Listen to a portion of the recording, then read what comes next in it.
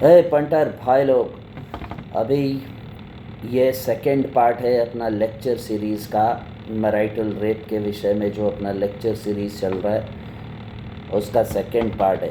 पहले पार्ट में हमने थोड़ा रेप का इंट्रोडक्शन, रेप का मतलब डेफिनेशन देखा, फिर मैरिटल रेप क्या है, वो किस वजह से ये मैरिटल रेप में एक एक्सेप्शन क्लॉज रहता है, एक्सेप्शन लॉ है कि husbands are exempt from being charged of rape in India, Indian laws के अकॉर्डिंग। एंड देन हमने देखा कि जो वामपंथी महिला संगठन है वो चाहते हैं कि इस एक्सेप्शन को हटा दिया जाए इन द सेंस कि मैरिटल रेप को एक कॉग्निजेबल पनिशेबल ऑफेंस कर दिया जाए। एंड देन वो क्यों चाहते हैं, उसका षड्यंत्र क्या है, वो भी हमने देखा।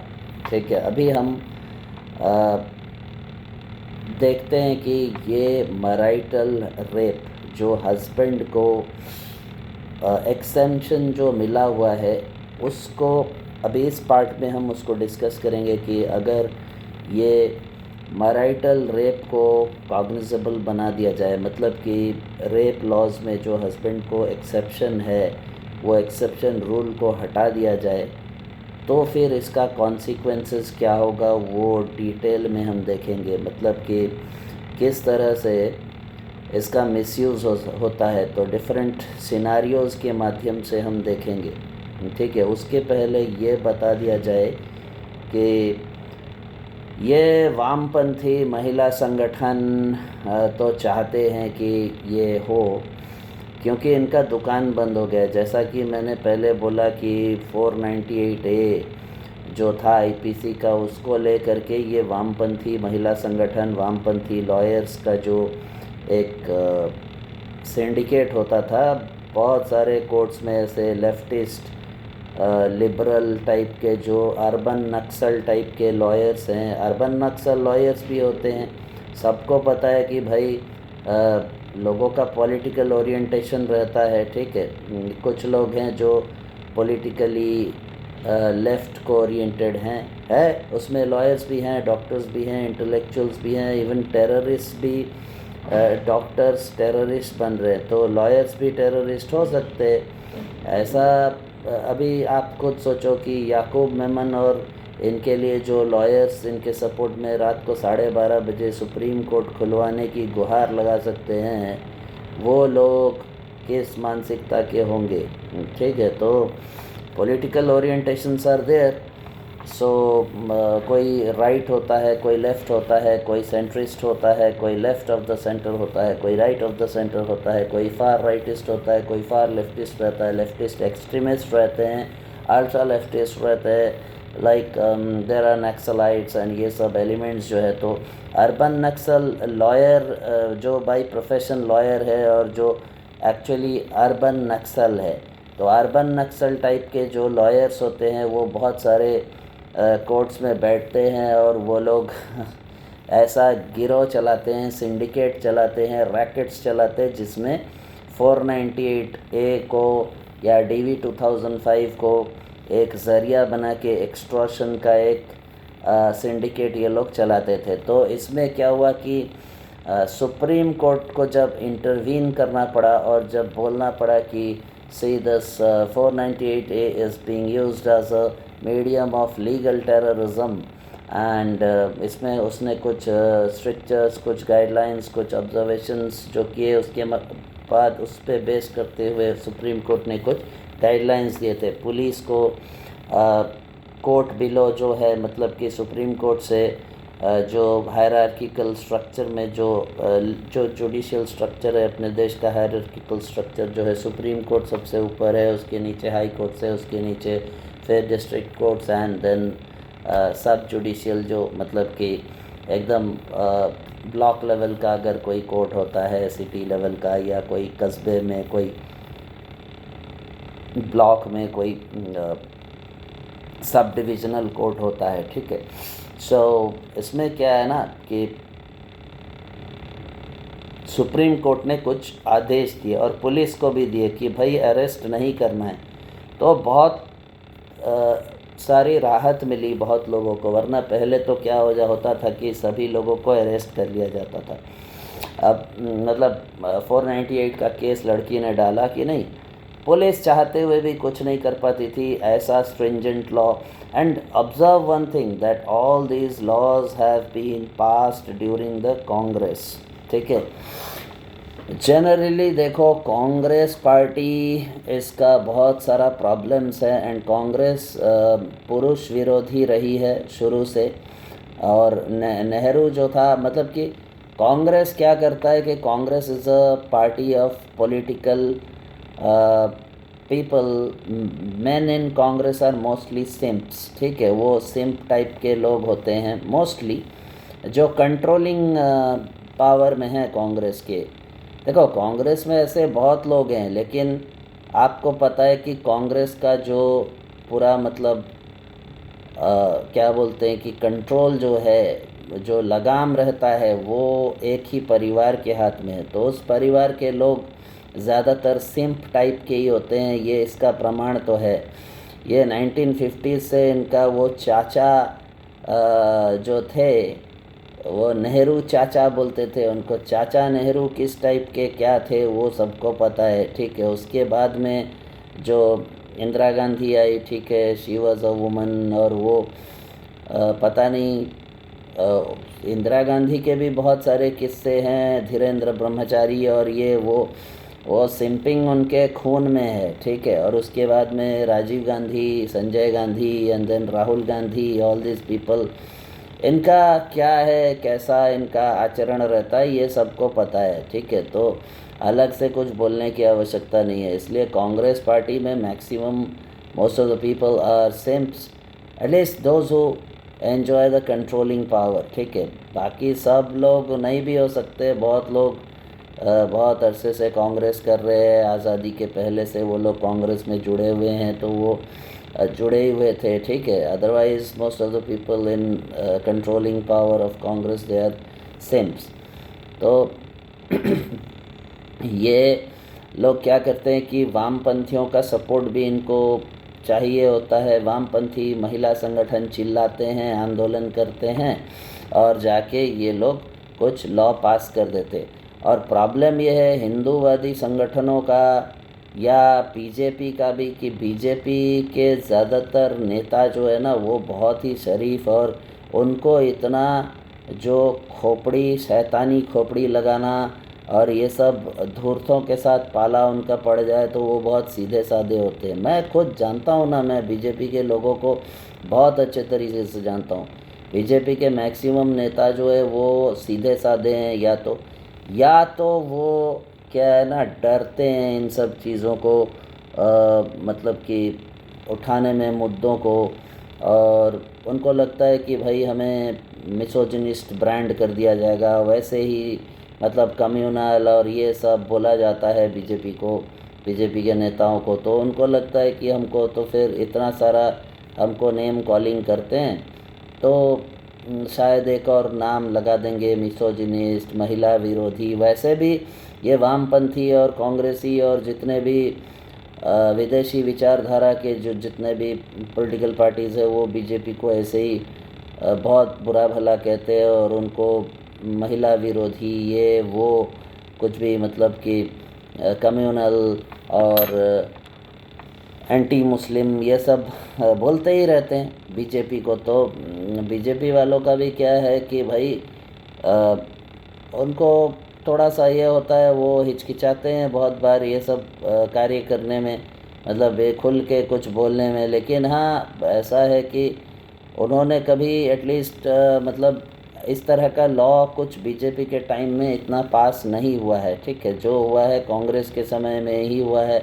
जितने भी पुरुष विरोधी कानून हैं, जितने भी लॉज हैं, वो सारे मतलब कांग्रेस के समय में ही पास हुआ है। तो अभी क्या है, ये मैराइटल रेप वाला इशू जो है, देखो आज सेंटर में बीजेपी पावर में है। अभी बीजेपी ने अपनी तरफ से, लॉ मिनिस्ट्री की तरफ से इसका जो ये सुप्रीम कोर्ट में जो याचिका डाली थी महिला संगठनों ने, वामपंथी महिला संगठनों ने, तो उसमें जो कोर्ट है, सुप्रीम कोर्ट ने सरकार से इसका सरकार का मत पूछा, तो सरकार ने बोला कि नहीं, इसमें तो मतलब बीजेपी की ही सरकार थी, वो जो मतलब क्या बोलते हैं कि लॉ मिनिस्ट्री जो है या जो भी मतलब एक कमेटी थी, उसने बताया कि भाई इससे ये नहीं कर सकते, ये करने से पूरा डिस्टर्ब हो जाएगा, फैमिली बिखर जाएगा, ऐसे मिसयूज़ हो सकता है, और बहुत सारा कारण बताया। और यह भी बताया कि देखो, महिलाओं के पास पहले से ही डोमेस्टिक वायलेंस और बहुत सारे दूसरे कानून हैं, तो they can ask for legal remedy या legal recourse in the form of domestic violence या कोई और दूसरा कानून जो है उसके तहत वो लोग, अगर ऐसा उनके साथ हो रहा है, सच में रिपीटेडली हो रहा है, ठीक है, और मतलब उसकी इच्छा थी या नहीं थी, जब हस्बैंड वाइफ का रिलेशन है तो उसके अंदर में तो ब्लैंकेट मतलब ये मान लिया जाएगा। अगर ऐसा नहीं होता है तो फिर शादी करने की आवश्यकता क्या है, because sex is an essential part of a marriage, ठीक है। अगर सेक्स ही ना रहे मैरिज में तो मैरिज करने की आवश्यकता क्या है, या किसी अपोजिट सेक्स के मेंबर से, अपोजिट सेक्स के इंसान से दोस्ती करने की आवश्यकता ही क्या है, मतलब या फिर उससे शादी करने की ही आवश्यकता क्या है। शादी नहीं करके भी दोस्ती में भी बेड शेयर कर सकते हैं। कोई अगर तुम्हारी फीमेल पार्टनर है पुरुष की, तो फ्रेंड है, वो फ्रेंड के साथ सेक्स कर ही सकते। लेकिन शादी का इंस्टीट्यूशन क्यों बनाया गया कि एक परमानेंट ये करने के लिए, एक उसको एक सोशल एक्सेप्टेंस देने के लिए, और एक मतलब शादी देखो महिलाओं के लिए तो सिक्योरिटी देता है, ठीक है, लेकिन पुरुषों के लिए कोई एडवांटेजेस नहीं ला रहा है। What is the benefit of man getting married? So benefit कुछ है नहीं। Y should main get married?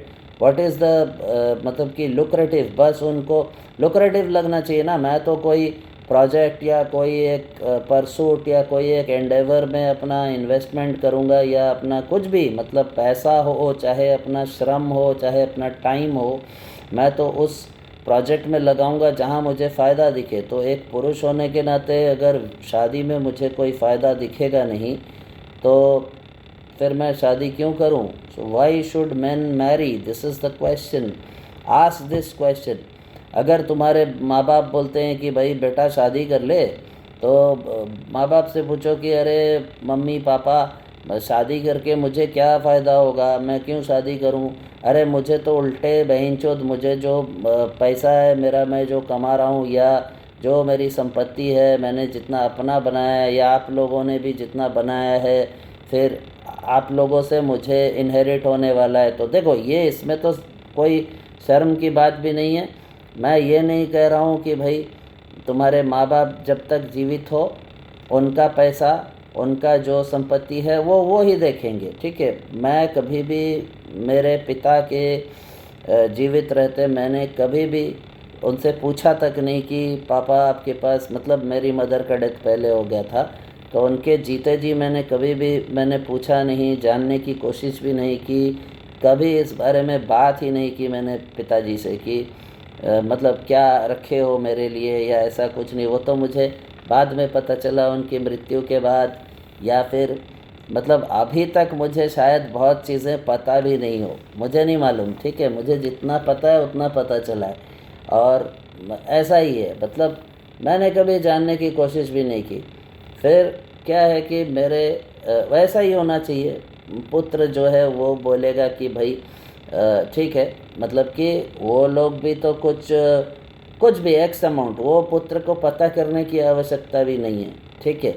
चाहे वो 100 एकड़ ज़मीन हो या 1 डेसिमल ज़मीन हो, कुछ भी हो, ठीक है, या चाहे वो 10 रुपया रखा हो उसके लिए उसके माँ बाप ने, या 10 खरब रुपए रखे हो, ठीक है, तो वो तो डिवाइड होने वाला है। वो पुरुष का क्या है, मुझे तो भाई मुझे शेयर करना पड़ेगा किसी और के साथ, और उससे अगर मुझे कोई फ़ायदा नहीं होता है तो मैं शेयर क्यों करूं? फालतू में फोकट में बहनचोद खाया पिया कुछ नहीं, गिलास थोड़ा हटाना बहनचोद। क्यों एक पुरुष अपना संपत्ति, अपना पीस ऑफ माइंड, अपने इंडिपेंडेंस को एक लड़की के साथ शेयर करेगा? ये सवाल तुम मुझे बोलो मेरे पुरुष भाई लोग, तो फिर मैं तुमको मतलब कि कोई तो जस्टिफिकेशन होना चाहिए ना कि अच्छा तुम्हारे वंश को आगे लेके जाएगी। वंश को आगे ले जाएगी इसका गारंटी क्या है? वो लड़की जो है उसका पीसीओडी का प्रॉब्लम नहीं होगा और वो बच्चा बेयर कर पाएगी अपने वुम में। ऐसा तुम उसको पेल रहे हो, ठोक रहे हो, चोद रहे हो, पूरा महीना महीना वहीं चोद निकल रहा है, उसका बच्चा नहीं हो रहा है। ठीक है, ये देखा गया। देखो, ऐसा मैं नहीं बोल रहा हूँ कि सिर्फ महिलाओं में दोष होता है, पुरुषों में कुछ दोष नहीं होता है, पर ऐसा भी तो हो सकता है कि पुरुष का सामान सब ठीक है, उसके स्पर्म्स ठीक है, उसका लंड ठीक है, उसका कोई प्रॉब्लम नहीं है, महिला में प्रॉब्लम। ऐसा होता है। अगर वो बच्चा नहीं दे पाई तो फिर क्या होगा बहनचोद? ठीक है, तो वो तुम्हारा तो इन्वेस्टमेंट ही बेकार हो गया ना। अनसर्टनटी है पूरा बहनचोद, उसका तो कुछ इन्वेस्टमेंट हो नहीं रहा है। वो क्या है, वो तुम्हारे सर पे बैठ रही है, उसका खाने पीने का जिम्मेदारी लो तुम, उसका नखरों का अलग बहनचोद, उसके डिमांड्स पूरी करो, फिर उसके बाद वो तुमको बच्चा दे पाएगी या नहीं। और बच्चा दिया भी तो क्या है, ठोक दोगे साला, बच्चा हो जाएगा, फिर बच्चे को लेके अलग नाटक चालू हो जाएगा। क्यों करने का बोलो? मुझे give me one good reason कि जिससे एक मुझे फ़ायदा बताओ शादी के, जो पुरुष को शादी करने पर फ़ायदा होगा। फ़ायदा अगर दिखे तो करो, नहीं तो बहनचोद शादी क्यों करेगा पुरुष? मतलब कोई इंसेंटिव दिखना चाहिए ना, कोई प्रोजेक्ट को, इतना बड़ा प्रोजेक्ट लाइफ लॉन्ग का बहनचोद, एक कमिटमेंट, एक औरत के साथ तुम अनजाना बहनचोद, उसको जानते नहीं हो। और देखो, जो लड़कियां बोलती है ना कि भाई लड़की तो अपने माँ बाप का घर छोड़ के आती है एक दूसरे घर में, तो इसका एक मैं अलग डायमेंशन देता हूँ। ठीक है, और वो अलग डायमेंशन है कि भाई तुम बिना जाने पहचाने एक अनजान इंसान को अपने घर में घुसा रहे हो। ठीक है, वो तो लड़की बाहर से आती है ना। देखो, लड़कियां, ये फेमिनिस्ट जो है, फेमिनिस्ट बहन चोद, मादर चोद, साले रंडी के पिल्ले, ठीक है, ये लोग बहन चोद फेमिनिस्ट ये बोलते हैं कि लड़की अपने माँ बाप का घर छोड़ के, अपने बचपन का छोड़ के वो आती है लड़के के घर में, ऐसा वैसा फलाना ढिमका लवड़ा लहसुन। ठीक है, ऐसा करती है ना फेमिनिस्ट लोग। तो मैं इसको ट्विस्ट कर देता हूँ, 180 डिग्री टर्न बेंचोद। तुम लोग पुरुष लोग अभी बोलना चालू करो कि अरे हम एक अनजान, पता नहीं उसका बैकग्राउंड क्या, और बैकग्राउंड चेक में क्या पता चलता है? कुछ नहीं। उसके मन में क्या है, वो तुम्हारे माँ बाप को मर्डर करेगी, तुमको मर्डर कराएगी अपने पैरामोर और अपने आशिकों के साथ मिलके, कुछ भी हो सकता है बहनचोद। ठीक है, तो ऐसा क्या है ना, तुम ये बोलना चालू करो कि लड़की जो है ना, लड़की अनजान लड़की को, अनजान इंसान लड़की हो, कोई अनजान इंसान को अपने बिस्तर में चढ़ाओगे क्या? साला उसका हो सकता है कोई रोग हो, उसका चर्म रोग हो, मतलब स्किन डिजीज़ हो, भाईचोद वेनीरियल डिजीज़ हो उसके अंदर, उसका एसटीडी हो भाईचोद, तुम उसको अपना पैंट खोल के अपना लंड निकाल के, अपना जो सॉफ्ट लंड है तुम्हारा, जो मतलब बहुत पवित्र है, उस लंड को उसके चूत में घुसाओगे भैंचोद, पता नहीं वो कितने से चुद के आई है पहले से, उसको एसटीडी है या नहीं पता है क्या तुम्हें? नहीं ना भैंचोद, फिर कहेगा कुछ नहीं भाई, ये सब फेमिनिस्टों का नाटक है, मार के इनका जो गांड जो है ना लाल कर दो, समझे? अबे एक बात बता रहा हूँ, हम जो बोल रहे हैं ना, हम हमेशा जो भी बोलते हैं हम भयंकर बात बोलते हैं, तो ये सब बेकार है। ये लोग क्या है ना,